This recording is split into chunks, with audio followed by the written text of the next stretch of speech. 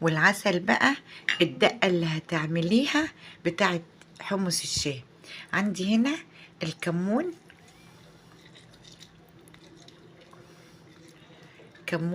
واعصر عليه ليمون، والشطة والبابريكا تعصري عليه ليمون، وتجيب اللي احنا المية بتاعت الحمص اللي احنا نقصناها، وتزودي هنا شوية وهنا شوية، وحسب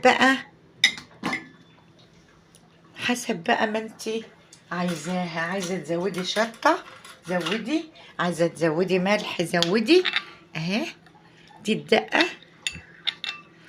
الدقة بالكمون والمية بتاع الحمص، بتزودي لها بقى لو انت عايزة كمون. دي الدقة بتاعت الشطة والبابريكا، دي دقة زي بتاعت الكورنيش.